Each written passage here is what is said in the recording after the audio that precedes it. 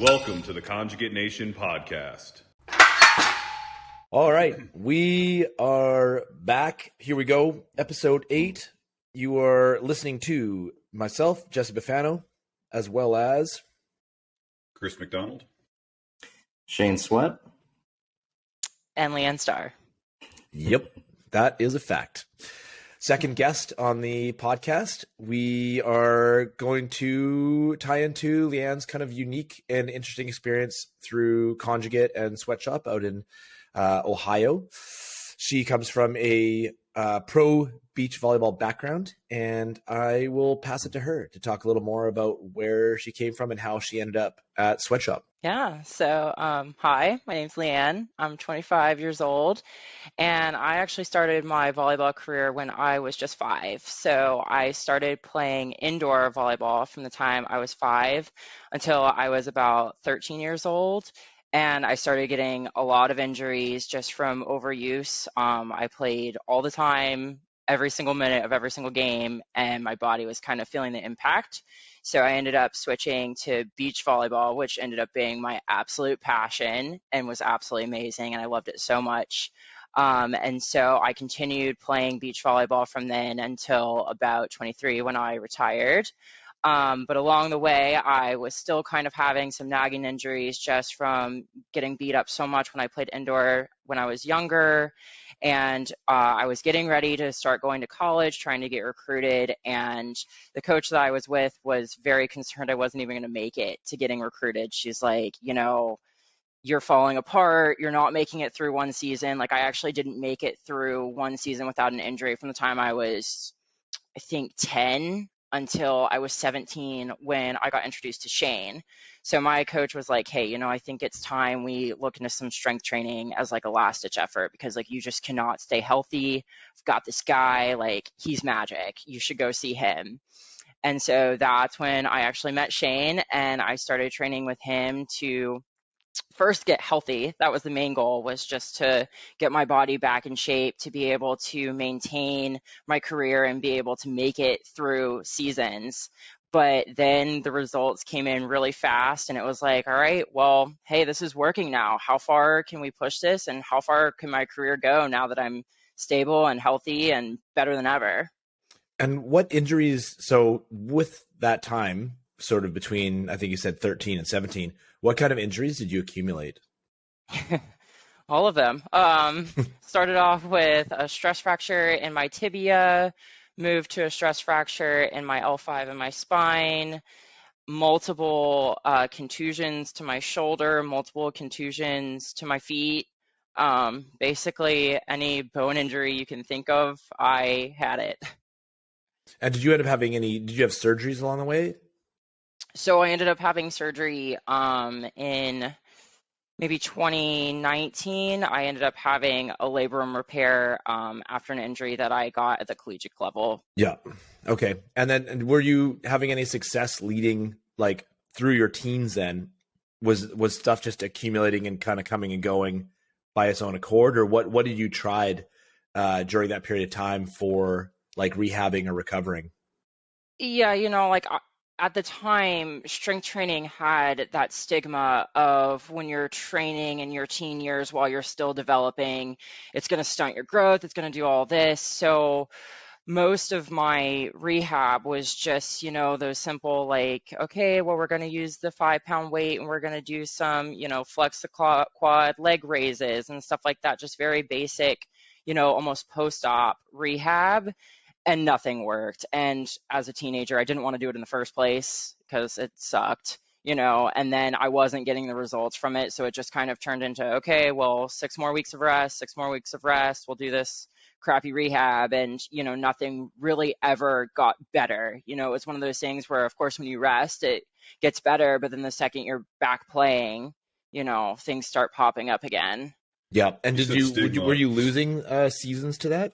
Like, were you seeing seasons through just injured, or were you? Right. Yeah, I mean, there were times where I would miss like 3 or 4 tournaments in a season, and I mean, you usually only have like 8 So I was missing at least half the seasons most of the time, or like I'd be completely benched from practice. So that's what would happen in high school. It's like I would get benched for every single practice and they would just bring me out to play, which obviously is not good on your body, right? Because you're not even conditioned for your sport, but they're like, well, this is the only way she's going to get the rest. And we want her to play, and we want her to play in every game for every minute.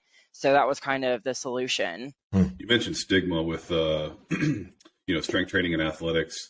So I find it interesting. I played soccer growing up, and I can remember my college coach sitting me down and telling me, you're getting too big. You need to stop lifting so much. What's the common, just mindset with the volleyball community? Is it something that strength training's looked highly upon? Or you mentioned that your volleyball coach was the one that finally recommended. So I find that kind of interesting that it was your coach that pushed you to get to some lifting. Yeah, she was very out of the ordinary. She was one of my favorite coaches for sure, because she had that same outlook on the conjugate system as all of us do. She had been through Shane's training herself and saw the results. So she was not like the typical mindset of what you would expect from a beach volleyball player. Most of our training is very plyometric oriented. So if I were to go at like the collegiate level, the pro level, it's all plyometrics. It's staying as thin and light as possible, trying to keep the muscles as elongated as possible, because in their minds, the only way that you can be quick and explosive is to weigh the least amount possible. And they don't really want to put any additional mass on you, even if that were mean getting stronger. So when I originally started training with Shane, I was getting amazing results. Like my vertical, Shane, I think improved like 3 inches in a month, like ridiculous results. And I was so fast, and I was winning every tournament in the area. I went undefeated for 2 years, and everyone would be like, wow, like you are so amazing. I can't believe like the progress you've made. Could you imagine how good you would be if you had a different strength program? Like it would blow your mind. I'm like, are you kidding? Like, that's why we're here, right? Like, that's why I'm doing as well as I am, because of this new way that I'm training. Like, I was a good player before I started training with Shane. Like, I was winning tournaments, but I was not a standout player, and I was the person who just didn't make mistakes. It's not that I was that good. I was just more consistent than anybody else. But after training with Shane, it was like I was getting that power and that explosiveness to like finish the play. Like I was the one that was scoring points. And, at a lower level, you can get away with just being consistent and not making mistakes. But then when it came to the pro level, I was like, oh, I've got to figure out something to make myself a player that scores the points, not just the one who's keeping the ball in the air, if that makes sense. So what about your body weight? You want to talk about, like, say, like the highest peak weight you hit while you were playing for your height? Yeah, so compare it to other people? Sure. So when I started strength training with Shane, I weighed 135 pounds, and I am 5'9.5". So that's pretty short for beach volleyball. I would say the average person for my height would be about 140 tops. That would be like an expected weight.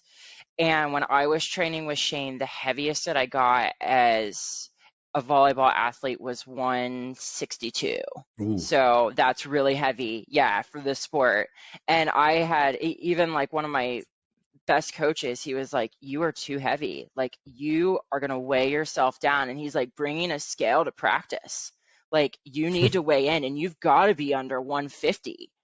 Like, how do I was what, Shane, like 16% body fat at 17 years old and 160 pounds. Like how do we lose weight without losing the gains, And at that point, it's just kind of like you got to put your foot down and be like, listen, man, like this is not going to happen. But yeah, so I was quite heavy. The metrics are going up.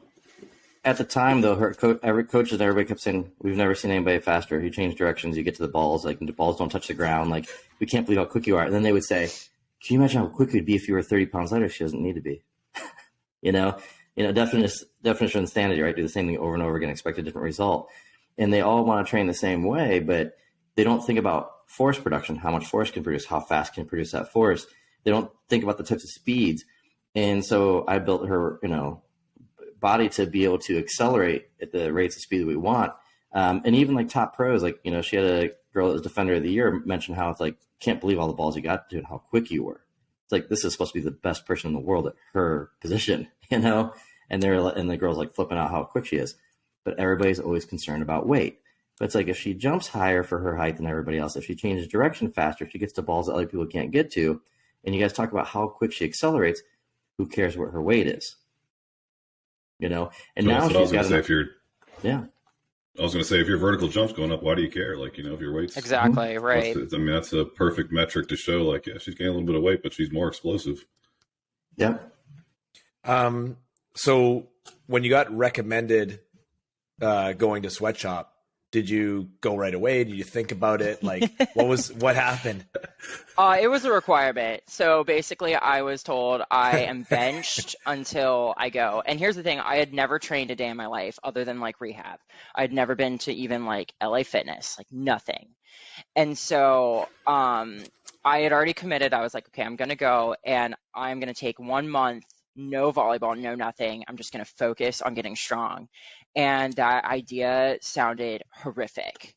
Like volleyball was my everything. I played every single day and I hated the thought of training. Like it just disgusted me, which is hilarious now that I'm a trainer and like I'm telling everyone how awesome it is, And so I did go to Shane right away. I had one pro qualifier and then I was like, okay, after that, I'm going to Shane. And the first month I lived downstairs only because I could not walk up my stairs. I was training 4 days a week only, which is kind of funny because now I train almost every day of the week, just for 1 hour. And my mom had to like help me get my clothes. Like I was so sore because I had never experienced anything like that. But now Shane was like, dude, I was just trying to see like how much you would handle. Like how much were you willing to take to do this, And after a month, I was like, okay, I see the gain. Like I was significantly stronger. I put on 10 pounds in a month, just 1 month of training, 4 weeks, 4 times a week. I put on 10 pounds. I had already gotten those gains from like the speed and my vertical. I'm like, you know what? I'm just going to stick this out. Because after a month, I was going to just go to LA Fitness and just take what I learned from Shane. I'm like, no, just 1 more month. And then it was just 1 more month. It keeps like, I keep getting the gains. I keep getting it. And I just like fully bought in after that. And it like totally changed my career. Like I was on a different path after that. What did you come in with for injuries at the time? So when you got started at Sweatshop, what were your injuries you were dealing with? So the biggest thing was I had lingering back pain from a fracture. So I fractured my back when I was 14, and at 17, I was still having lingering issues. Like I couldn't play volleyball without a back brace still. And that had been 3 years. Yeah. So it was a long time. And everyone just kept saying like, hey, if it's still hurting you, you need that brace. And Shane was like, no, like you can't keep wearing that brace. How are you supposed to strengthen your core? How are you supposed to strengthen your spinal erectors being in this brace all the time? You're just getting weaker and weaker. And I'm looking at him like he's absolutely crazy. I'm like, I could not play if I tried with this level of pain. And he's like, listen, this is the only option. And I don't know if Shane remembers this, but my first day, I went through the whole workout dying. Like I just wanted to crawl out of there. And then he's like, okay, we're going to do a finisher of 100 banded good mornings, which now I would think like, okay, that's like the easiest finisher I've ever seen. And I got through 20 and I started to cry. Like I actually was crying because my back was in so much pain. And my mom's sitting there looking at me like absolutely horrified, like I'm in so much pain. And she's like, Shane, she's like crying. And he goes, it's okay. She can do him seated. And he like pushes me down on the bench and he's like, finish him out. I'm like, oh my God, like what is this man going to do to me? But it was like every week I'm like, you know what? Like my back's hurting less. My knees are hurting less. Because that was the biggest thing. Back and knees were just terrible. And every single week it got better until I'm like, oh my God, like my back doesn't hurt at all anymore. I feel nothing, and my knees, it was my IT bands. My IT bands are tight. Why didn't anyone tell me that, And, after that, it was like things really got better massively.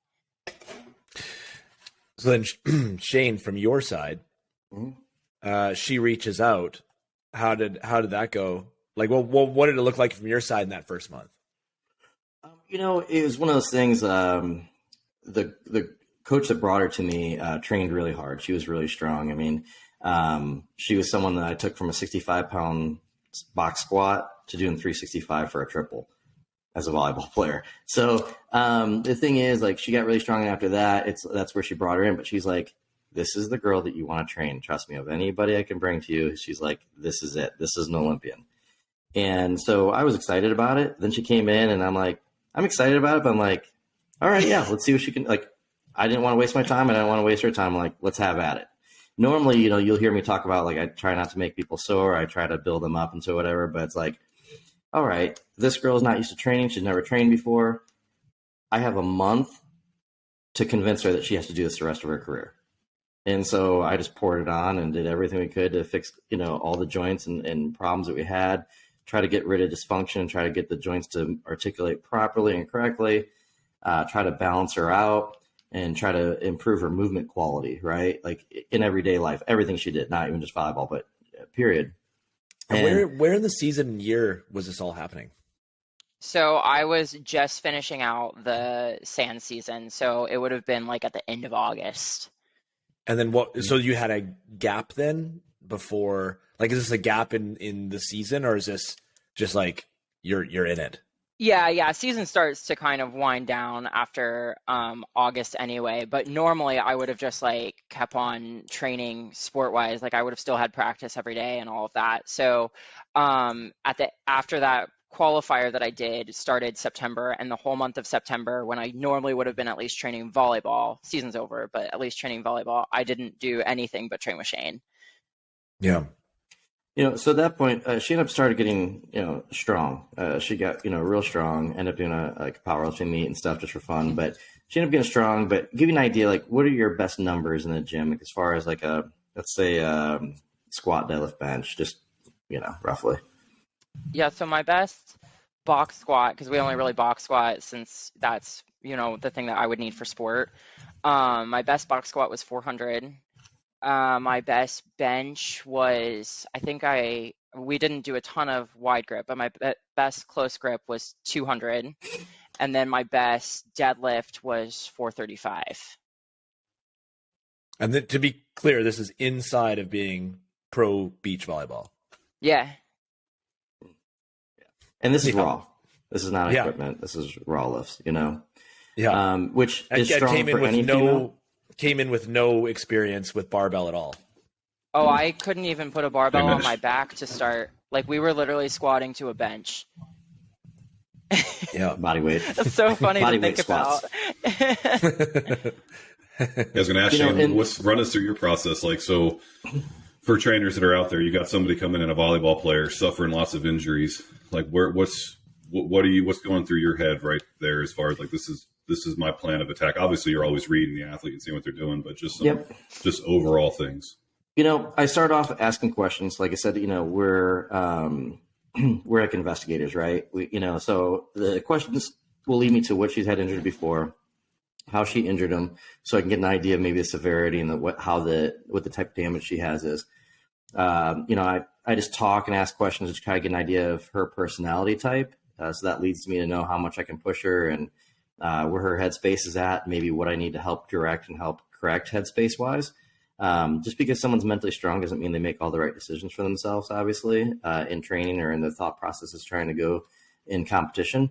LeeAnn's a mentally tough competitor and she's all in, but there's still direction that needs to be done during that time period to get someone to think properly to reach the highest level in sport. So then it was, come in, let's have her warm up. She, teach her a box squat. That's an easy squat to teach.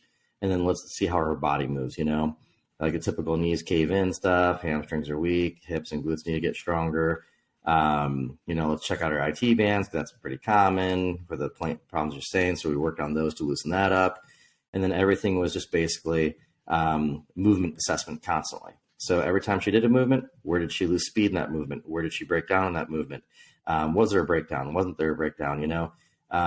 Things like that. And so then, it went from body weight squats to belt squats. So we didn't load her spine, during the belt squat phases, we were doing a lot of spinal erector work, a lot of glute and hip work, along that to help protect and just work the whole posterior chain real hard.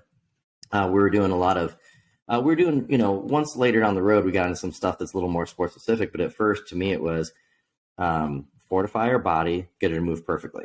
Then after that, then it was, okay, we need to produce more force at a faster rate of speed. Then after that, now we get more into sport specificity phases. Once we've gotten her shoulders to articulate correctly, them to sit the way they're supposed to, pulled back.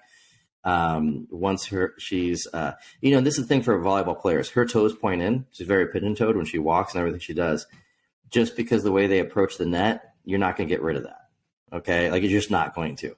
That doesn't mean I let it go any farther, though. I didn't want it to go any farther, and we need to make sure the hips articulate the way they should and work the way they should. So it just really got into once we corrected the movement faults and we got her fortified. Then it was all about performance, and so then it was constantly in her mind and her head about how we're going to approach attempts, how we're going to look at them, how we're going to execute them, and how we're going to look at training and competing. So it was always push the output, but also work on the mental game and educate her so that she understands what we're doing and why. Again, I've always said that I think it's extremely important for a coach to build a relationship where someone trusts you.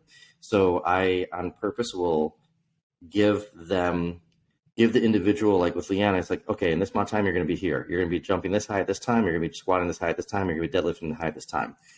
I always like to give them a number they think that I'm completely insane about. And then I like to deliver that or well beyond that. So that way, when I say so, after a while, first she'll think I'm nuts. Athletes always do. They always make the comments. But then I want to the point where she's like, yes, it's like almost like a robot. Like, I understand this is how it's going to be. He says it's going to do it. Done deal. And then other new athletes that start working, they look like, that girl's nuts. No, she's experienced enough. And then she started to understand the training and understand there's the roadmap in the training where it's like, oh, well, we've done this for years and this is what happened. And we adjusted this and this happened. He's doing this. Oh, this is how we're going to get better at this, So, that's kind of how it went. LeeAnn, like what you thought about it as far as we went along the way. After you started feeling better, what was it like for you?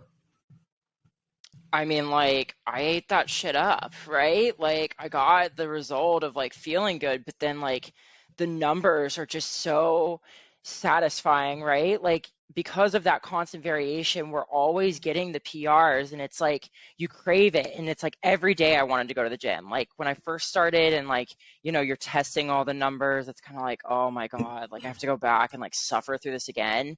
But then when you come back around to that first variation and you're hitting like a 50-pound PR, it's like, wait a second, I want to see what else I can do on all these other movements. Like, what else can I PR on? And then it was just like, it was something I wasn't getting out of my sport yet, right? Because when you start something at 5, you're perfecting, or you're almost perfect at everything at that point. Like, there's going to be little bad habits that you have here and there, but for the most part, it's like getting down to like the micro level of training and perfecting movements. And I had reached that at 17 years old, and I'm like, oh my God, like this is just the same stuff over and over, day in and day out. And it was like that month of training was so refreshing to be able to get that progress right away, and like be able to be like, no, I see that improvement right now. And then when I go to volleyball, it's like I'm psychologically refreshed. And then it's like, okay, well, I'm putting in this work. Let's see what it's going to transfer to here. And it's like you're going into practice with a better attitude, with a better mindset, and the results come there too. And then it's like, okay, there's a correlation. The stronger I get in the gym, the better I play. That's it. Like once the technique's there, it's just gym's here, volleyball's here, and we just keep building. And, that's all she wrote. I mean, I was bought in. So what about the mental state? What would you say the mental state from doing that type of conjugate program? Like, what did it change for you, or what do you feel like it maybe improved or hardened, or, how do you, like, what's your takeaway from that? Yeah, it definitely built my confidence a lot. I think, like we talk about in CrossFit, being prepared for anything at any time, I think that programming really replicates that, because it's like I would come to the gym and I never knew what I was going to do. Every single day was different. And then when you get used to that and then you go back to your sport, when things are different, you don't panic anymore. That's just what you're used to. It's habit to see something different. And everybody, I would say probably about 3 months after training, I went to a pro-am competition. So I was an amateur at the time, and I was playing with like a pro athlete, someone who would be like Olympian status, basically. And I went to that tournament and people were terrified of me because, first of all, I looked jacked for a volleyball player. I didn't look like anybody else. I completely stood out in the crowd, but I carried myself in a certain way. I'm like, no, I've got this. Like, I know I've got this because I'm prepared. I'm physically prepared. I'm psychologically prepared.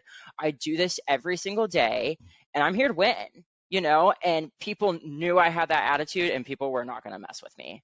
Like I used to complain to Shane all the time because like in beach volleyball, we only have two people, right? So one person's getting served, right? You always pick on that weaker person. I'm like, no one's going to freaking serve me. Like, why will nobody serve me? Test me, like do something. And Shane's like, bro, those days are over. Like no one's going to test you with the way that you look and the way that you carry yourself. Like that's how it is now. And the way you move, she's fast.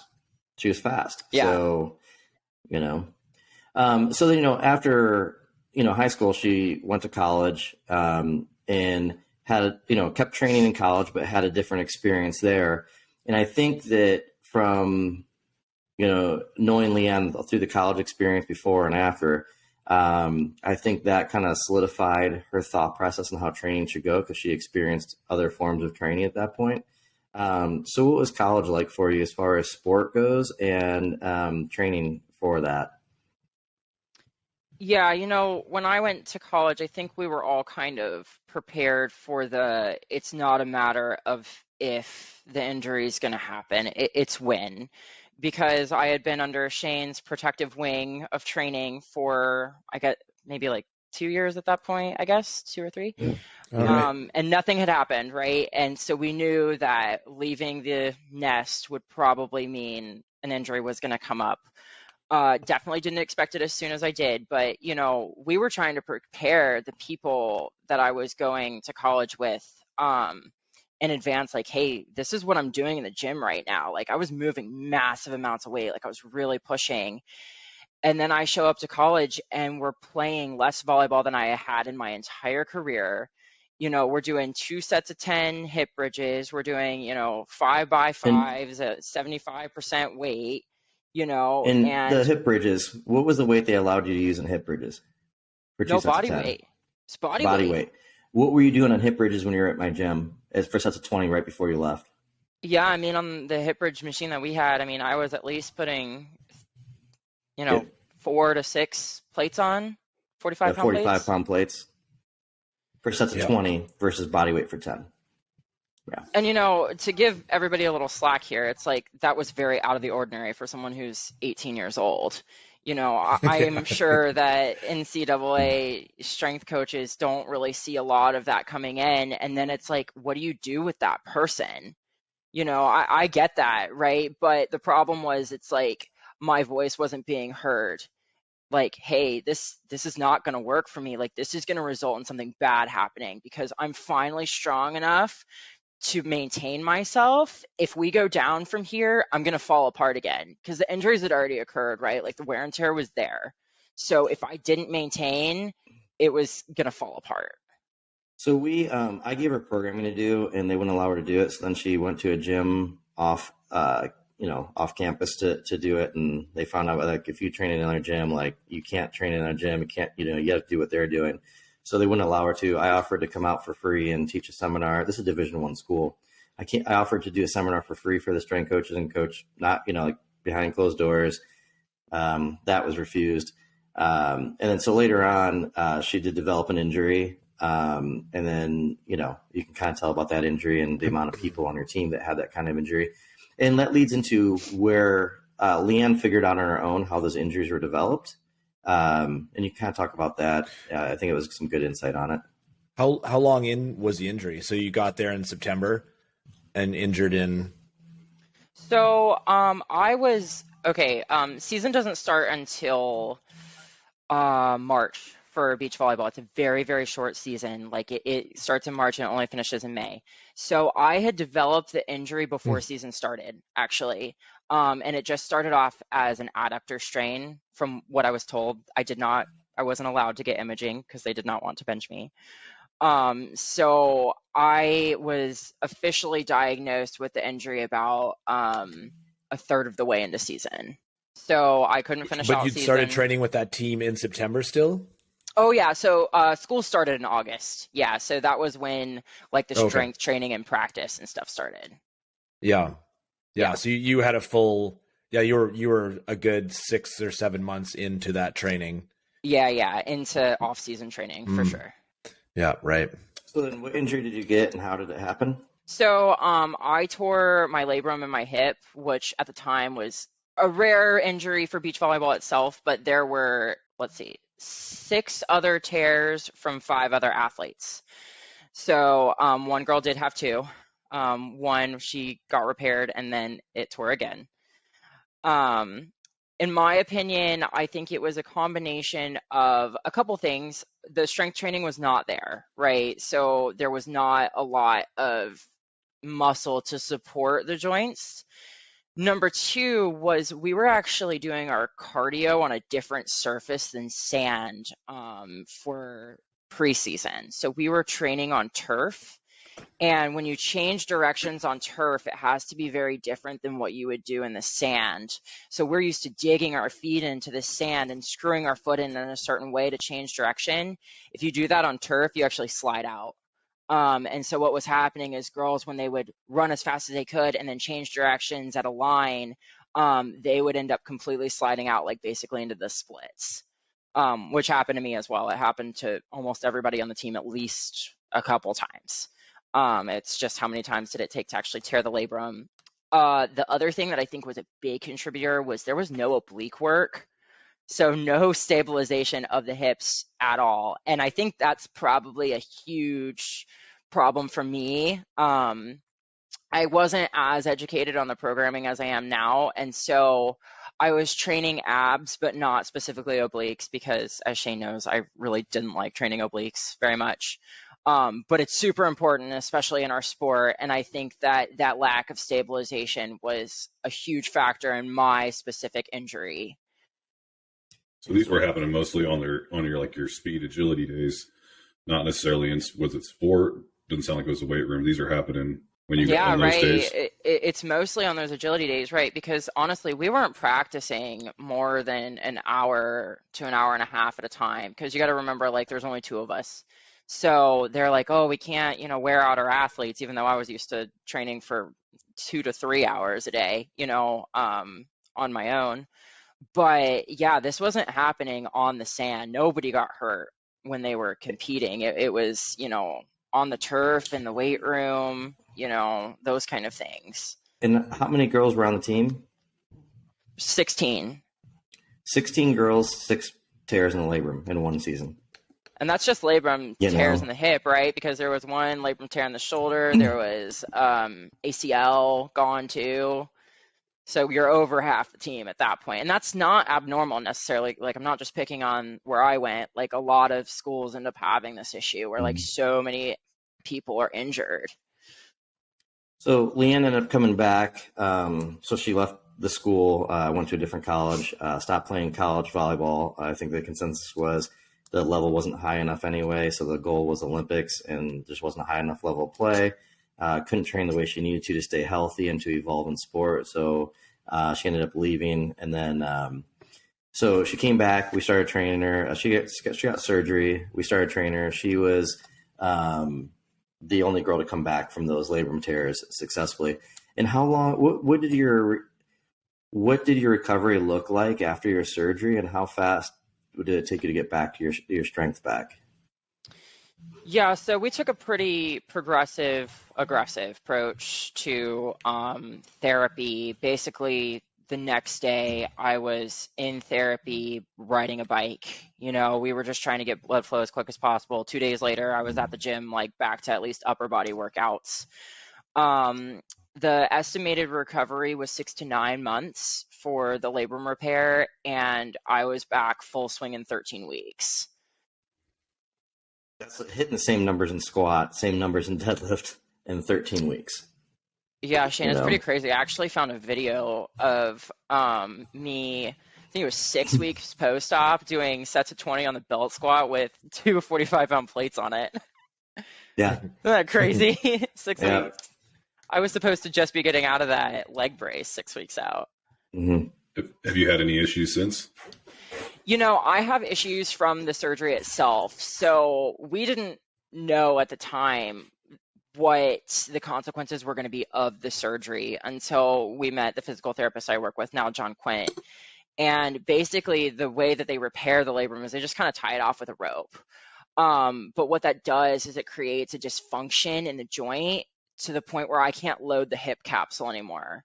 So about, I don't know, maybe 4 weeks post-op, I was like, I feel exactly the same.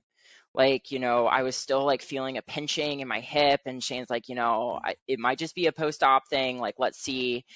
And I got strong, I got my strength back and everything, but I was still feeling that pinching. And so he ended up taking me to John Quint, and he was like, yeah, this surgery doesn't fix your problem. Like, the problem is that your hip is not functioning correctly.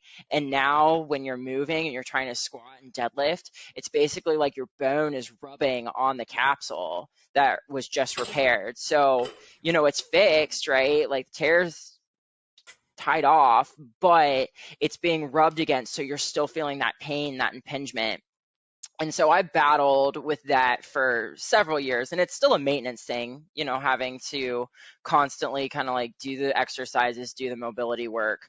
But like strength wise and everything, I fully came back. And then you said the other girls didn't make it from the team. Yeah, most girls ended up, some girls tried to suck it up for the season or for their career, and then they got surgery after and were just kind of done, which honestly, I feel like most people do that, right? Like they get through college and then they're just kind of are done with the sport or whatever. But yeah, most people who had the injuries, they didn't return to any like major physical activities because the pain was just so intense. And, I would say I was probably the best result surgically out of everybody else. A lot of people had a lot of lingering pain, lingering issues and stuff. So the last couple who ended up having this hip labrum tears, they didn't get them repaired.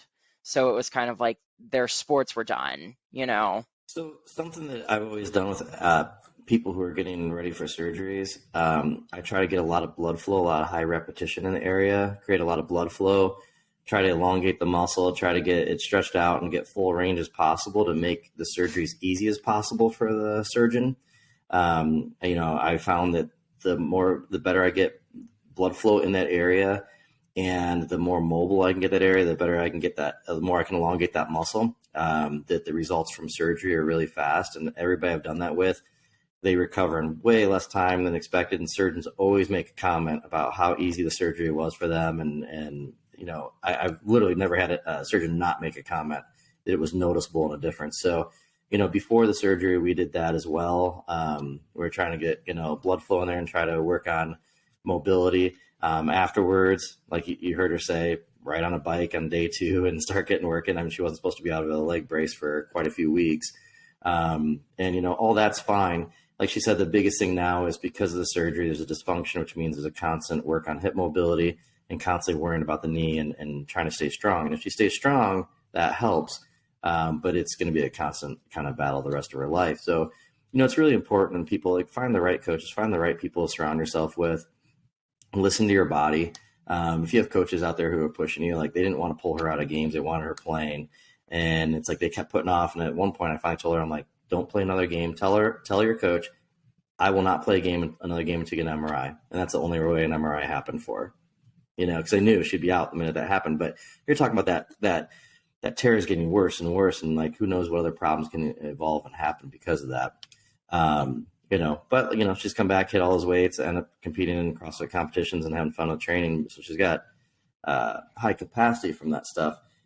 What would you say that for people, like the difference in like what you're doing in college and what you're doing with a conjugate system, and where you saw where you see the advantages of, throughout the years now you've had in training? Well, I think the biggest thing comparatively from college to what we're doing in the gym is that constant variation, because a lot of the times like it would be the same exercises every week and they would just wave them, right? So they would wave up and then wave down and whatever. Where every single day at Sweatshop, at Conjugate, is different, right? Like we change it every single day, and there's a definite tester by doing the 1 rep maxes as well. So we're able to actually track the progress. Where at school, there wasn't really any kind of tracking. Like every once in a while, they'd like throw in a 1 rep max. And, if you missed it by 25 pounds, they'd be like, oh, you're probably just fatigued from, the weekend of, competition or whatever. And it's like, yeah, but how are we really supposed to measure that? Because we're not doing it all the time. We're not doing different variations. And, there's just no structure to what we're doing other than like you're just pulling random percentages out of nowhere. Like there was no explanation as to why we're doing these certain things. When you were being programmed for in college, were you being programmed for as individuals on the team or positionally, or was it just were you getting one size fits all program where it's like, here's a program that everyone's doing, go get after it? Yeah, it was one size fits all. So we actually worked out with a softball team, and we had the same workouts as the softball players. So we all did the same things. We all had like a tester at the beginning of the year where they did like test like a 3 rep max. I don't think we ever did like a 1 rep on like squat and deadlift. Every once in a while, they'd like throw in a bench press, which was really dumb. I don't know.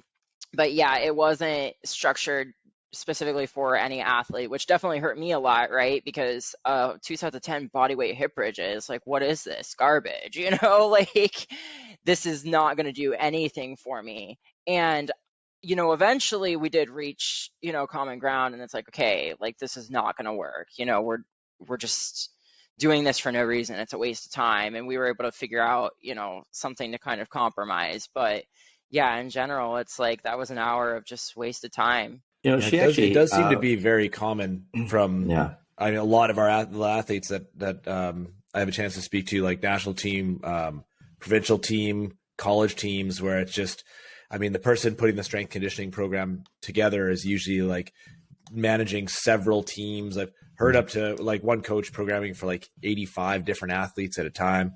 Yeah, for sure. And like the chance how of are you like supposed to do that? Best case. Yeah. I mean, and it's not to say like, I mean, they're just in a bad spot. Like that's just a bad spot to be in, to have that be your job. Even if you have someone who's really a knowledgeable coach, do they train the person the way they want to, or they put stuff out because it's like, I have 85 athletes who have to do and know what I'm talking about because I can't watch them all. Yeah. Like that's why I get like, I don't know if that's the case. I'm sure some people don't know what they're doing. I'm sure some people are just like, I'd love to do something different, but Jesus, with this many athletes, I can't watch them all. And I don't know if they're going to do something stupid. I got to protect them from themselves. And, it's very interesting, but it led to LeeAnn actually writing a paper in college about the training and about the failure for athletes in that training, which was kind of interesting. Well, I mean, with that kind of injury rate, I feel like someone's got to speak to that. Yeah, for sure. Right. I think a lot of them, ironically, I think a lot of them are trying to train not to get you hurt. Like, it's not even necessarily that they're, some of those coaches are so concerned about not hurting their athletes that they're not even really worried about driving performance. Yeah, Chris, you're 100% right. Like after the third labrum tear, they really backed down on the training because they were 100% thinking that, it's not volleyball, right? We all played volleyball before we came here. So we've got to start limiting. And, they were blaming like FAI, that femoral abnormality and stuff, which I did not have. I was the only one who didn't have that. But they were blaming all these things. But I think underlying, they were thinking that it could be the strength program. And even in the time that I was there just for that year, they had made massive changes from the start of the year to the end in what they were doing. And it was back down a lot because they were thinking that the athletes were just too tired. And so they're going to the weight room, they're maybe getting a little sloppy, maybe they're not physically prepared. And so they just dial it down instead of looking at those movements and being like, maybe these aren't the movements that we should be doing. Chris really nailed it. I'm glad you said that, man, because, this is a very common thing that a lot of strength coaches, when they start getting injuries, they worry, so they back off. And when they back off, all you're doing is creating even weaker athletes and creating more movement fault, because the weakness usually leads to movement fault. They can't maintain great positions, or they're in less condition. So someone who's pushing maximally, like, and I don't mean in 1 rep max, but if LeeAnn's trying to win a tournament, win a game, and she's going all out and jumping as hard as she can, change the direction as hard as she can, she's less resilient to injury. And the thing that they should be looking at, and the way we look at stuff with the conjugate system, way, I'm sure, that I know Jesse and Chris and I look, is if we have injuries, what are causing the injuries and what do we have to fortify? What do we have to push harder, work harder on? And what do we need to bring in? When someone immediately backs out and starts doing less because people are getting hurt, I automatically don't know what they're doing. How do I know that? Because I was a coach as a beginning coach, it wasn't to a point. There was a point when it was my first year coaching people, right? And, the thing is, like, what I wanted to do when I got someone who, like, I really wanted to keep as a client, like, you're trying to do everything with them, right? It's like, well, you can't do everything. Like, you have an optimal plan. You're not maximal, not minimal, optimal. And if a coach backs out, now they're doing minimal. They're doing minimal because they don't know what the problem is. They don't know what the fix is. But by doing that, they create a bigger problem. So we always want to train optimally, right? And that's the thing that I love about the conjugate system is there's an answer for everything and there's a roadmap for everything. Our program's laid out to handle all these situations, right? And that's where I see a lack in when people do block periodization, linear periodization, is neither one of them handle all the problems that we could face with an athlete. We have answers for everything, and we have a system that we can plug and play those answers into. And so it's okay if you're a coach and you've done these things with people. We've all been there. We've just have been around other great coaches, and we've learned a lot, and we've evolved to the point where we don't make those same mistakes that other people are making in those situations. I think a cool thing too, and I'd love to hear your guys' thought on this, is that a lot of people conflate the conjugate system with Westside Barbell powerlifting. And I think that, people that understand the conjugate prescription understand that you manipulate movements and speeds. And Shane, and I would love to, and obviously now, LeeAnn, you teach the conjugate system to other athletes as well now. Like, run us through that a little bit. Okay, so I think it's important for people to understand that this was not a cookie cutter. Shane's giving me this program that's laid out perfectly right away, and it just worked. It was trial and error, right? Because conjugate is just a principle, it's a system. And it doesn't have to be applied in a certain way, like it can be molded into what you need it for, right? And so, when I first started training, we started off, okay, we're squat, bench, deadlift, we're doing the max work, we're doing the speed work. And then my shoulders sucked, I was getting a lot of wear and tear. And Shane's like, you know what, we don't need to bench. Why are we benching? Like, you need strong stabilizers in your elbows to make sure that when you're extending through your swing, you're getting a nice snap, but also you don't hyperextend. We need healthy shoulders. We need strong triceps, but we don't need strong pecs. Like, it's actually an inhibitor to the sport. So we took it out. And, I was deadlifting 435. Well, to a certain point, I don't need to be deadlifting 435, right, to be a good volleyball player. I'm already lifting over double what anybody else can. So we switched to only doing speed work, right? Like, we need to focus on being more explosive. We've gotten all of the work that we need to get from strength. So I want people to understand that, this system, it was not set in stone right away. We learned from my progression in the sport and what things were going well and what things weren't, and we adjusted. I would say that the biggest gain that we got was doing all of the wide stance movements, the box squatting, the sumo deadlifts, because a huge part of volleyball is the changing in direction and being able to stay low for long periods of time. And so I was a defender because I'm very short in volleyball, which is kind of funny because I seem really tall to everybody. But my role was basically to defend the entire court. Like, you are back there by yourself, and you have to be able to go from touching the net all the way to the back corner in every direction.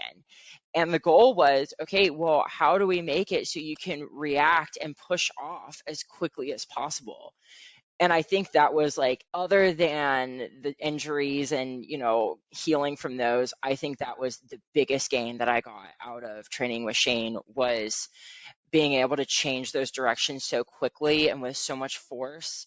I was one of the best defenders in the east side of the country, and I would consider myself a very high-level defender across the entire country, just because I was able to cover so much distance in such a short amount of time. That's a piece that gets missed for sure on box squatting and sumo deads, for how they end up getting overlooked, is that ability to generate that lateral force, like what that's doing versus conventional deadlift and more traditional or under shoulders stance squat. Now, I was going to say there's a ton of sports that the actual wide stance is more important, just because I did box squats wide stance with a NHL player. He's an NHL goalie. Was complaining about knee issues, was looking at retiring and want to try to make another season.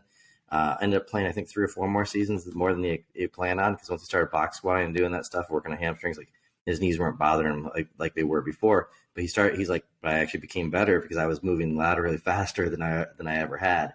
To go from like, God, I hope I can get another season or 2, and to be like, oh, I'm actually playing better than I ever have in my life. But that, you're right, Jesse, that's very overlooked. And I think like a lot of times, especially in like the jumping and running sports, everyone's always like, you need bigger quads, you need bigger quads, you need bigger quads. And it's like, well, if I'm jumping with proper technique, I probably need bigger hamstrings. I probably need stronger glutes. Like those are actually the things that are going to help you. Like, I don't think for the first 2 years of my training, we did really anything with quads. Shane, you can correct me if I'm wrong, but like we didn't do step ups. We did not do lunges, Bulgarian split squats, because my knees couldn't handle it. My knees were trash, Like I could barely walk down my stairs without like holding onto the walls when I was 17 years old, So we did 0 quad work. And then, I show up to these tournaments and, I'm touching 9'7", which for someone my size is pretty decent in the sand. And they're like, oh, wow, like, this is great. Imagine if you did some quad work. I'm like, what? Like, yeah, I touched 9'3" before, and, the quad work is really holding me back. Shane, you said that you got her deadlift up to 435, and then you started going to speed work. Was it deliberate? Like, hey, I want to build some max effort. I want to create a really big ceiling, and then I'm going to build speed under. Was that done on purpose? Yeah, Chris, you nailed it. The increasing her strength is going to increase her speed at the beginning, right? Because she's producing more force, right? So it would have only took her a few more months to get to a 500-pound deadlift. There was just no point in doing that. I mean, that's not a problem. Just like when you heard her say bench, she said, well, my close grip, because like she didn't really wide grip bench. So she's like, you had 200-pound bench, but I never did wide grip. Because she knows as an athlete, like if she trained wide grip, she'd bench way more than 200 pounds, right? But she was doing a close grip because we didn't need to get pecs involved. We didn't want the tightness in her pecs. We didn't want anything more pulling her forward. Why have weight in the pecs? She's already, she's a heavy volleyball player, right? Everybody's going to knock that until you go against her and you see how fast she is. The muscle mass she had is what she required to move at the speeds we needed her to. After that, we didn't need any more size. So, people will look at her and might think like, oh, well, she's big. But it's like, okay, well, where's her size? We didn't put effort into biceps. We didn't put effort into pecs.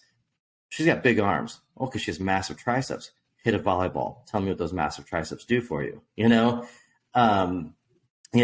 so like she said, well, we didn't do quads. Well, there's a little bit of quad work just from the squats, but we're doing a box squat wide, which is, mainly hamstrings and hips and glutes. So we proved that we can get her to jump higher without that. But her knees just weren't ready for it. So you're correct. Once we got to numbers, all those numbers she said could have evolved much farther than that. And it's to the point, in all honesty, where she could move so fast that I didn't really need her to move faster. Since she will always have some form of dysfunction in her hip, I didn't need to progress that anymore. So yeah, if I actually could have made her stronger, I could have made her stronger at the same weight and then brought speed in, but should have been even more violent. And I just didn't think her hip or knee could handle that violent acceleration, right? She was already somebody at this point now that people were talking about, like top pros, people, who, are the like Olympian level, right? Who are just like, dude, we can't believe how fast you change direction. We cannot believe how much court you cover. Like, this is truly unbelievable to us. And this is the best people in the world, right? So I didn't need to make her any faster at the point. At that point, really, in all honesty, her partner had retired and she hadn't been able to find a replacement. It's hard to find girls who are 6'3", 6'4" to replace as a partner, right? So at this point, we're like, hey, we just need to maintain and gain some speed if we can, but we don't need to produce more force because we need you to last long enough to find another partner. Like that's kind of what it came down to. So yeah, we built this base, get injury resilient. How much strength do we need to not have to worry about injury anymore?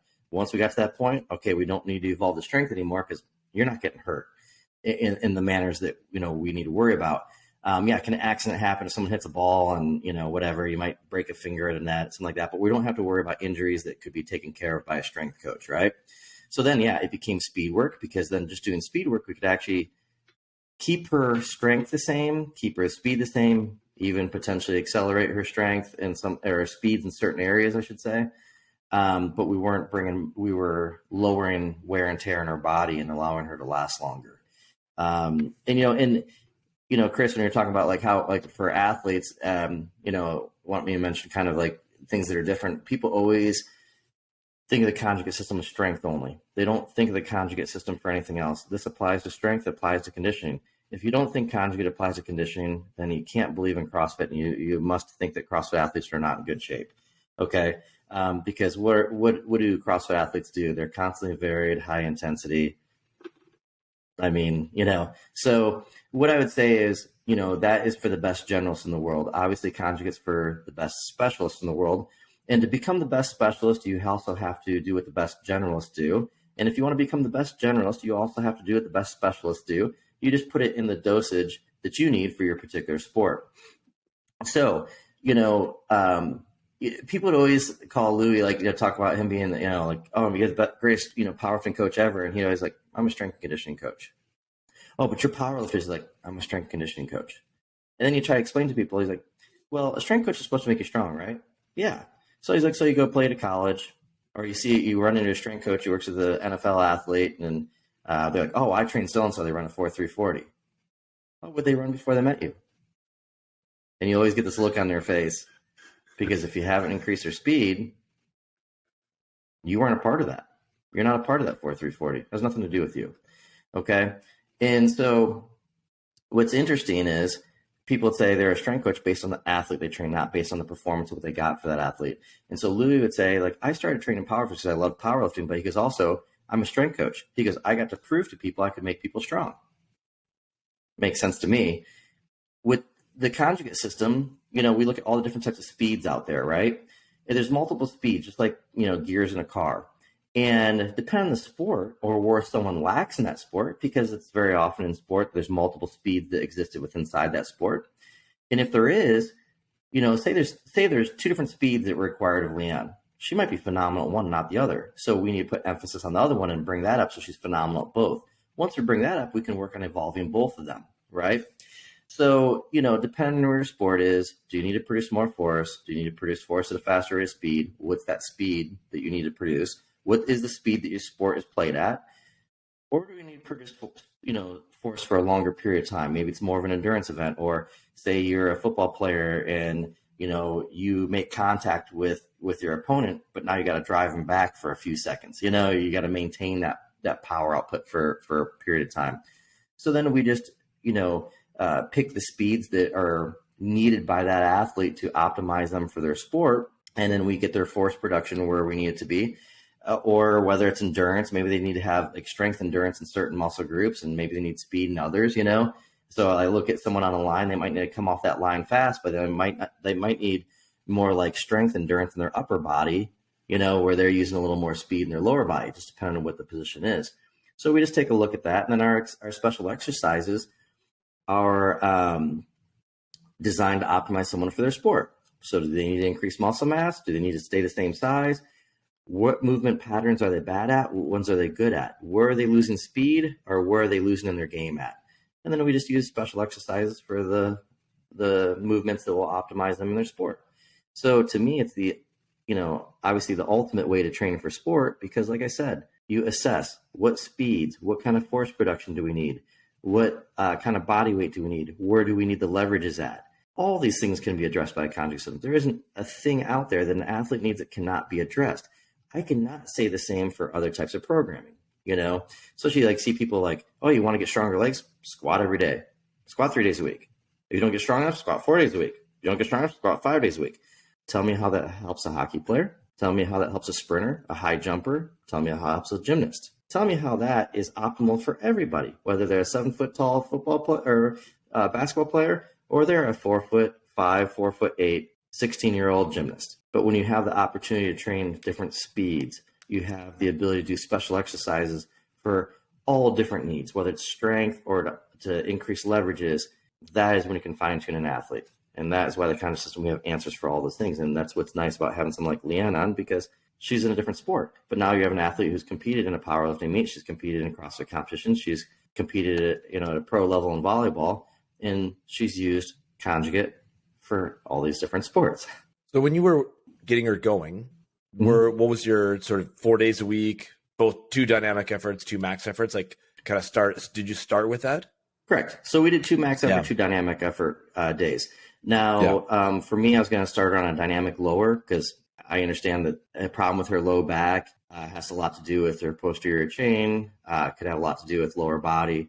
So, instantly I'm thinking, what do you do to get someone to have a healthy back, right? We want a strong midline. So that means we want strong abs, strong obliques, strong spinal erectors. Means we want strong glutes and hips, because if our glutes are weak, we'll usually go from hamstrings right into low back. So I wanted her movement to be correct. So we need to have strong hips and glutes, So, we started bodyweight squats and went to load it. Couldn't put a barbell on our back. So we're doing box squats, body weight, hold a light dumbbell, go to a box squat, evolve into barbells once it's correct. But it was all about, let's strengthen the midline. Let's get our posterior chain where it needs to be. And then what you want to do is, for me, I want to avoid exercises that can irritate the problem. So what I'll tell you is a reverse hyper is absolutely an amazing piece of equipment for back health. Okay. But the problem, there's one small problem with the reverse hyper. Nothing is perfect for everybody at every time. If you cannot load the hip properly, it can sometimes cause an irritation to low back. So how I explain it to people when you use your reverse hyper, don't confuse that with a pump. If you get a pump in your low back, I hear some people like, I don't know if I should do this. My back's getting tight. Oh, like, the back of your arm gets tight when your triceps get a pump? Yeah, like that. No sharp pain. No. Well, congratulations. You're getting a pump in muscle groups. Like, we're supposed to be strengthening your spinal erectors. I'm glad you're getting a pump in them for the first time. Probably means they're getting worked in a way that they've never been worked before, right? So we would do reverse hypers. But if the athlete starts to feel a sharp pain or shooting pain, or it feels like a more intense irritation as they're going, I have them stop immediately. Then we'll work on hip function and try to bring back the hip function. Once we get their hips to function properly, then the reverse hyper is now a tool again available to them. Now, 90% of the time, reverse hyper is awesome for you. Yeah, maybe 10% of people out there have a dysfunction in their hip that's going to cause a problem with that. Either way, it tells me something. So if LeeAnn jumped on a reverse hyper and it's like, my back's getting more irritated, I go, cool, we're done. But now we know what hip problem she has. Now we can fix that, right? If it's feeling better, great. Now, that's where like GHD side to sides, face down, side to sides, that's a big one. That was a big one for us when we first started, because I didn't want to involve hinging at the hip. So it was variations of that, arched around back good mornings, banded. Again, the hips are staying in the exact same spot. Why with the hips? Well, if she has a back issue, a high percentage of back issues come from dysfunction in the hip. If someone has a dysfunction in the hip and they hinge at the hip, they're only going to irritate that even more. Okay, they're going to exaggerate the problem and create a bigger problem. So if someone has hip dysfunction, I automatically take the hips out of all spinal erector work until I can regain that function in the hip to get the hip to function correctly. And then we can do hinging movements at that point from there on. So it was get her, assess her, get her in so many different angles and positions that we don't miss any assessment that needs to be done. So we don't miss any dysfunction. Then start checking down the list and eliminate the dysfunction while making her stronger. But making her stronger was kind of at a low level at the beginning because she never trained with weights before and she was young and she had injuries, right? So it was all wrapped around teach the movement, eliminate the dysfunctions, start to fortify her so we can get into the training that we need to do to get her to the level she deserves to be at. Then once that happened, then obviously we're getting more fortified. Then we started pushing weight more. Then once we were not worried about injury, then it was full tilt performance. Let's maintain healthy shoulders and healthy position with spine and shoulders. And then every muscle group that's required for her sport, let's get it to produce more force. Let's get to accelerate quicker and get the acceleration on speed for the sport that she's playing. And that was kind of the whole thought process and how we ran through everything with her. She talked about squat, bench, and deadlift at the beginning. Yeah, once we fortify her, we squat, bench, deadlift, and we did a little bit more of a general conjugate system to bring strength up. Once that strength hit a level where I'm like, she's good from here on for volleyball, then it transferred more into sports specific. People with the conjugate system, it's something that we do year round where obviously we can max out every week, which is something that other people can't do. But it doesn't mean there's not an on-season and an off-season training protocol to what we're doing with an athlete. So, first you have an athlete come with an injury. Who cares about her sport? If she can't train in her sport, what's it matter? Number one thing, fortify the athlete, make them injury resilient to what they're going to be asked in the future of them. Then we can say, okay, now I need attributes. What attributes does the athlete need? Now we push that. Then you get closer to season. Now she can play. She's healthy. She's stronger, faster than she's ever been. Now we need to fortify her sport specifically against stuff, but we're working a little more sport specific, which means, we don't have to do wide grip benches anymore. We can do close grip for triceps because we need triceps, but we don't need to do wide grip. We don't need to put muscle mass in any areas that don't transfer over or don't help her stay more injury resilient. So we don't add weight for no reason. And then it gets a lot more sport specific. And then it gets really fun, Jesse and I have talked, he's got a phenomenal BMX athlete. And then it gets into when the sport changes or the partner changes or whatever it is, or technique changes because she went to a new coach and that coach was teaching her things in a little bit different manner. Now we start making adjustments, and we're making adjustments to optimize them for those new techniques and those new positions and the change of rules in sports. I'm a huge fan. I love when they change the rules in sports because I know when that rule changes, what it's going to affect with my athlete. And I also know that there's not a lot of coaches who do. So I'm going to start working on all the advantages we can take away from that rule change. Day one, I find out about it. I'm going to get the jump on everybody. This is when we're going to leap people and go ahead of them, right? So the nice thing about the system is that it provides you that. There's an answer to everything. You just have to know how to look for it. You have to ask the right questions. If you do the system and you aren't having a high level of success, get a hold of a coach like me, Jesse, Chris, so we can make sure you're doing it correctly. Make sure your technique is correct. Make sure you're executing correctly. Okay, in that, because the system does work. But you have to remember, if you get to that point, if you're working with people, if you're not working with people, sometimes you have to look at this, man. If you're not getting the result you want, start asking different questions. You're probably asking the wrong questions for way too long. The answer is always there somewhere.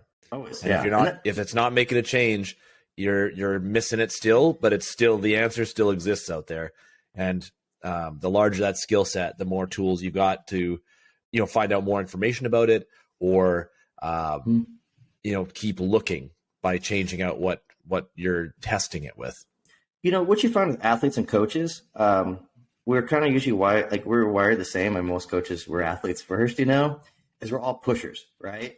We constantly push, constantly want to evolve, constantly want to go.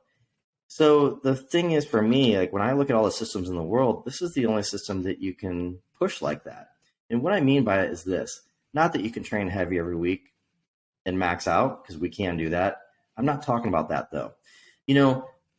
Jesse and Chris and I, LeeAnn, all of us, we're the type of people who get bored really easy.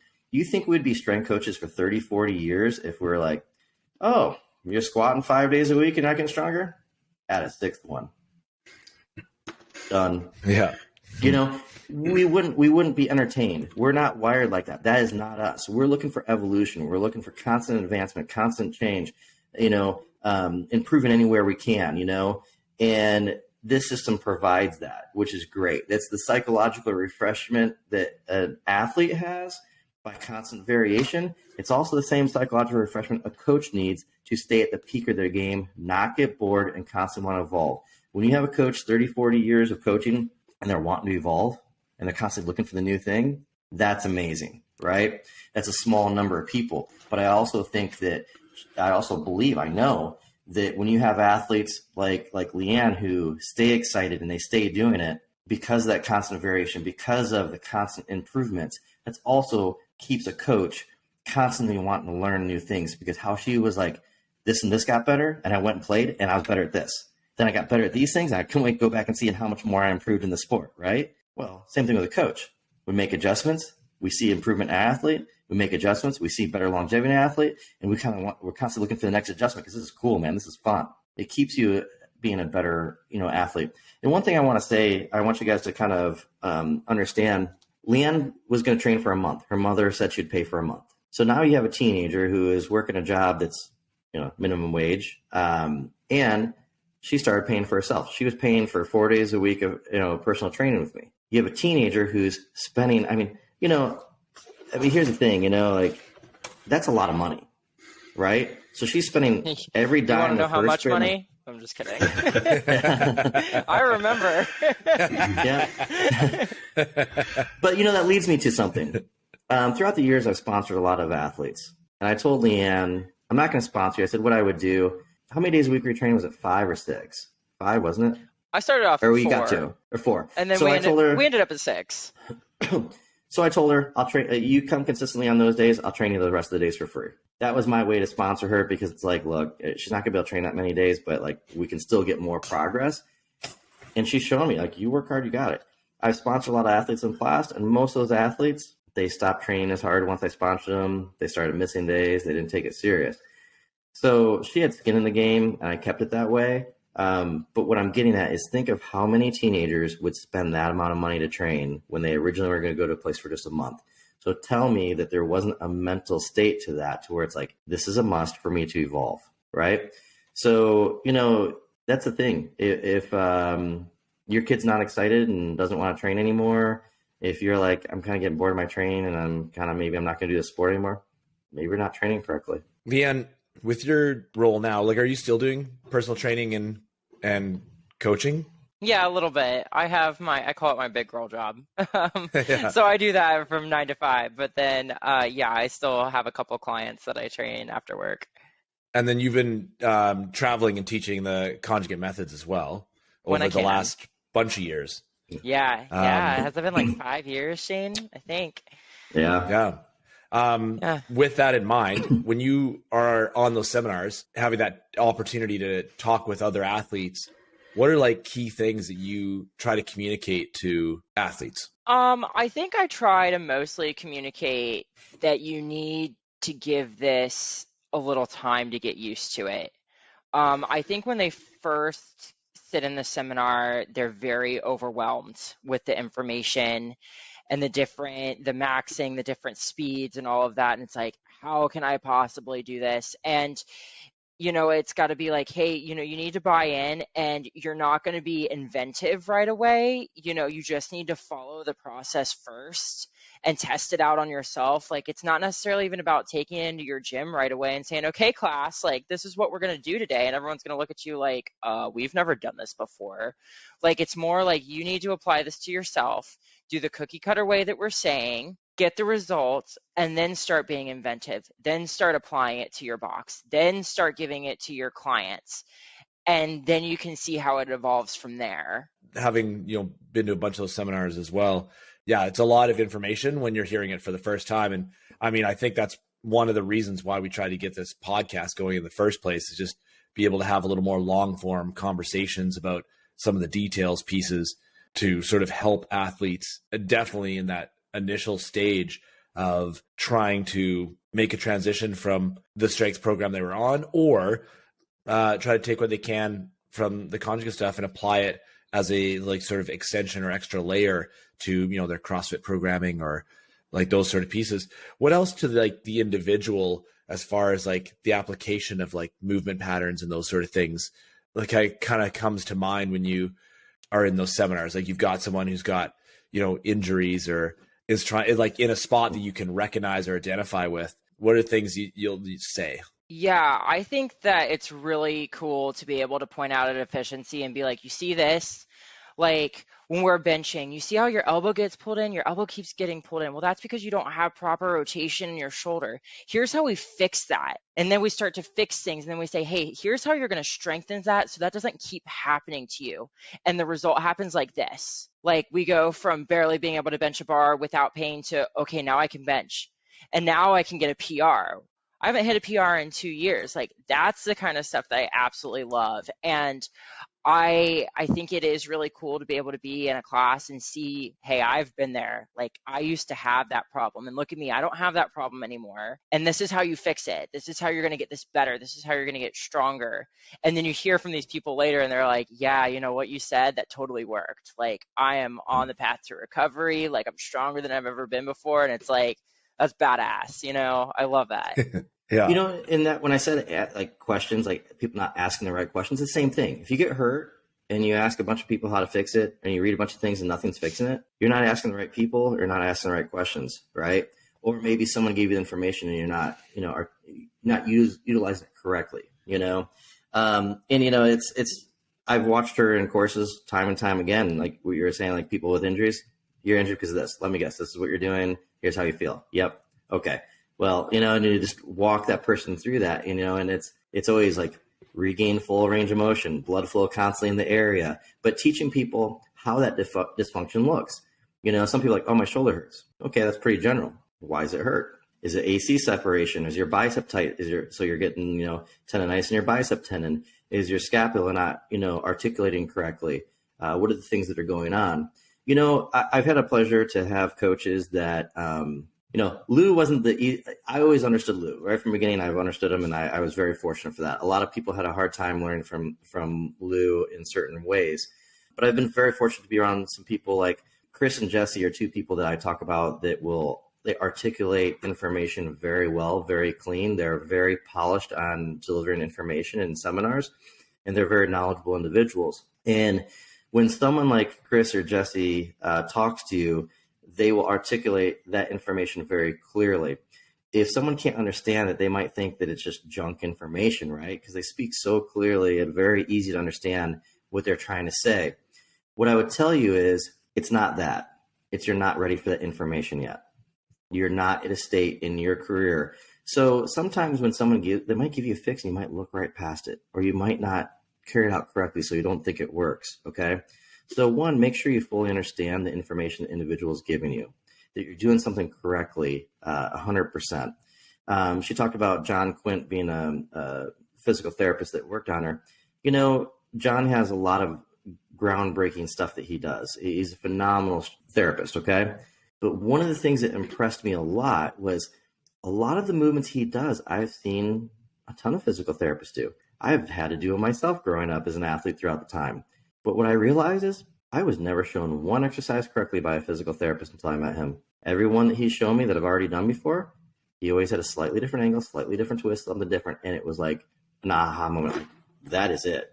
Now, I've done a lot of these exercises the movements that he's shown me, and not felt a thing, not gotten any result out of them. I've been shown by a physical therapist in physical therapy. He just always has the exact detail that you need to get you to hit the spot you need to for your body type and your specific problem. So, to me, that was only reinforced the fact that sometimes you're just not ready for that information. Doesn't mean you shouldn't go back and revisit that information. Jesse, you took, how long ago was it that you took my course the first time? I met you when I took it at Westside. Okay. Which I think it's more than 10 years. I think I took the first or second course CrossFit offered. That was at Westside. That was the first time I met you. So it's probably about 11 years ago or something like that, I think. I think so, yeah. There. Yeah, maybe 2011 or 2012, something like that. Yeah. So, think about this. We're doing a Conjugate Nation podcast. 11 years ago, he was introduced to this. Yeah. Right? Yeah. So I think about it all the time.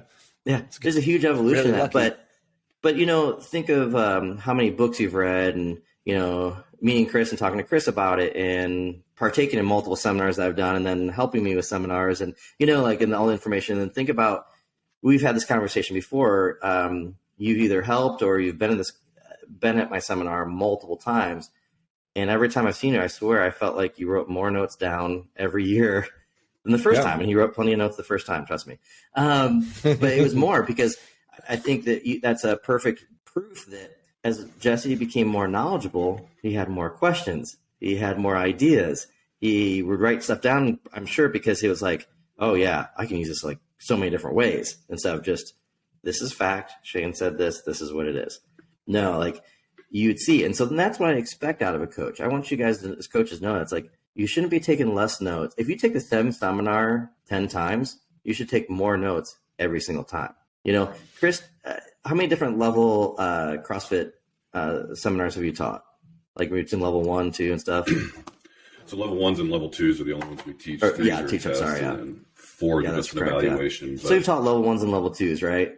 But the more you've taught, the more you've been around, I'm sure the more it's opened up your eyes. Or you hear some of your other teammates teaching something that you've heard 20, 30, 40 times, but you still take stuff away, right? Well, I mean, it's cliche to say, the more you learn, the less you know. But it's, when it comes to training, it's it's kind of overwhelming to look at the book list and be like, I got to get through all this stuff. I hope I live to 160 because I might get through all of this. Yeah, that's actually something I had to come to terms. Like, so I'm 47 years old, and I realized what I actually wanted to accomplish in the world of strength and conditioning is not going to happen in my lifetime.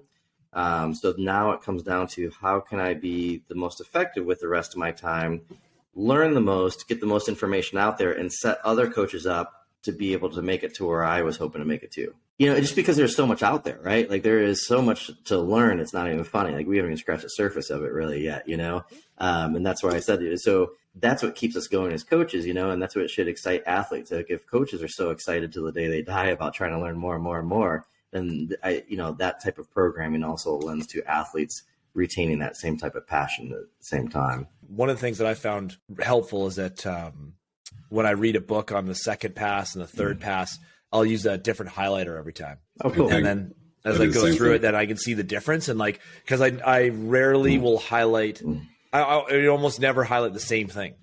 Is like, the second time through Book of Methods, the third time through Book of Methods, it's like the things that are like interesting on like the third or fourth pass are really different. Because the first pass, you're like, okay, there's a dynamic effort and a max effort. But time you get to like the third pass, it's like the little details, like subtleties in just the way like some stuff is acknowledged or explained. And you're like, oh man, that's it makes me think about this other piece. Or, you scratch it with a pen, a note that like is a question just to yourself to review later. Because I mean, as I get to the end of the book, I'll go back then before I shelf it and read just what I've highlighted or made notes of, just to like really solidify those pieces of that information that like stood out to me.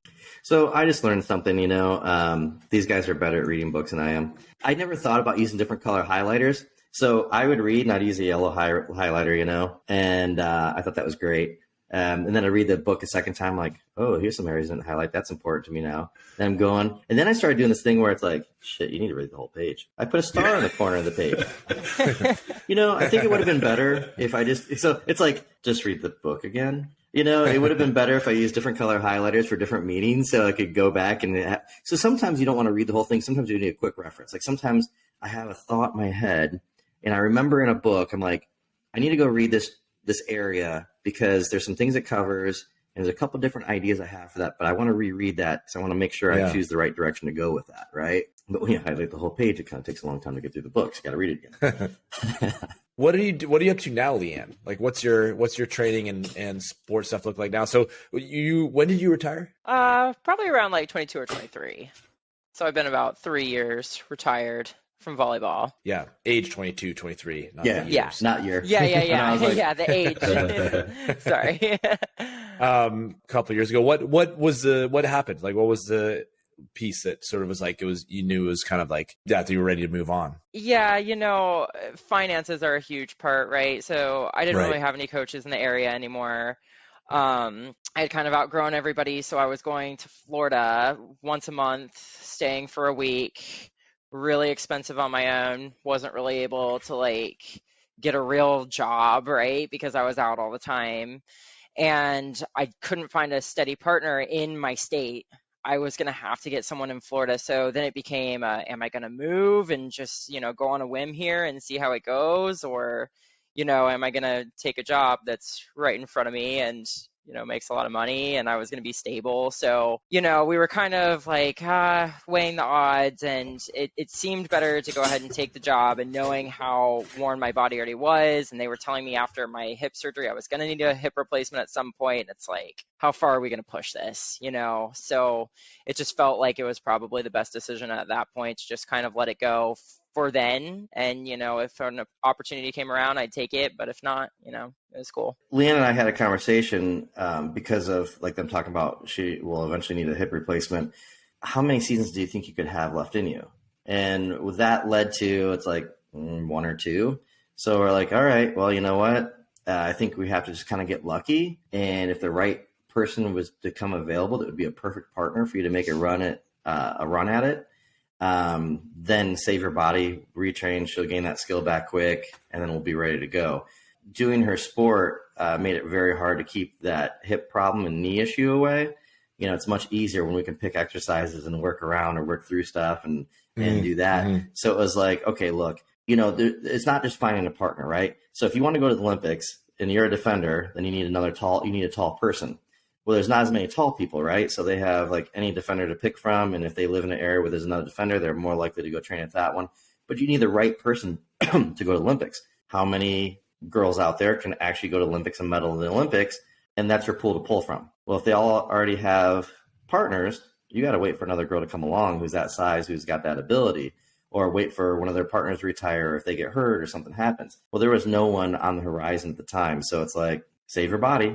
This is what people don't get is like, I'm just going to keep going. I'm going to play smaller tournaments, or I'm going to play with whatever partner I can get to and just keep going until I find the right partner. It's like, but what if your body doesn't last long? If it's only going to last another season or two, wait till the right person is out there and about, get a hold of them, see if we can make a run for it, Because at this point, we were talking, it's like the only other thing left to do is go to Olympics and medal in the Olympics. So if you don't do that, then what's the point? So Yeah. what are you up to? What are you up to now? Yeah, so still training, definitely. Kind of go in and out of CrossFit, but I'm trying to make one more good run at maybe getting on a team at some point for qualifying for something. I don't know. I'm not that great, but I really like CrossFit. So yeah, I'm kind of training for that, getting my body back in shape for it because I did kind of take a little break and did some bodybuilding kind of stuff. But yeah, kind of training for that, and we'll see where it takes me, and just staying in fitness as much as I can. That's awesome. What you've done a couple competitions now? Yeah, I do team competitions. I've done like 3 or 4. I don't like to take the grunt of the work. That's a little much for me, but I do like to do team competitions like locally. And we talked about, we'll see if I can get in shape, we'll see. But we talked about maybe doing like the tactical games or something, I thought that'd be cool. yeah. It's not just CrossFit, so like she's good enough at that she'd be dangerous, but then, we get the shooting down, part down and all that, and it could be competitive, Yeah. So, That sounds fun. yeah. That's awesome. Cool. That's a cool sport because, it's very heavily CrossFit, type of, workouts and stuff. LeeAnn, thank you for taking the time to hang out and sit down with us. Anything you want to close with? Last thoughts specifically for athletes that are, athletes that are thinking about Conjugate or dealing with injuries. Yeah, I would say don't be afraid to kind of go against the grain and try something that's maybe non-conventional to what the norm is. I think that there are a lot of really good solutions out there. Of course, I'm a little biased, and I think that Conjugate's a great solution to getting out of injuries and getting yourself, fortified. But I would just say, getting multiple opinions on, what's best for you, and also just kind of like listening to your gut and, going by what feels right for you. I think that's really important. And I think that, kind of thinking outside the box and accepting different solutions is a good way to, find a way to heal or find a way to improve in a way that you might not have thought you could before. I think that's great advice. None of us here want normal results anyway. So we like to think outside the norm. Yeah, for sure. And if people want to check out any of your stuff, social media handles. Yeah, my social media is LeeAnn Starr 8 for Instagram. I'm not super active on it. Me and Shane aren't big grammars, but if you ever want to send me a message or ask me a question, feel free. Awesome. Anything from you fellas, Chris, Shane? Thanks for taking the time. It was thank awesome. you. Yeah, Awesome. I'm good. Thanks for having me, guys. It's fun. Very cool. To button this all up, I guess if you made it this far, and I hope you have, and you enjoyed it, it helps us a ton. If you subscribe on YouTube, give us some likes, reach out if you have any questions, thoughts, comments, concerns, queries, a conundrum would even do. Past that, this is the end of episode 8. Thank you so much. And we'll be back again with episode 9 in the next little while. Cheers. Conjugate Nation Podcast.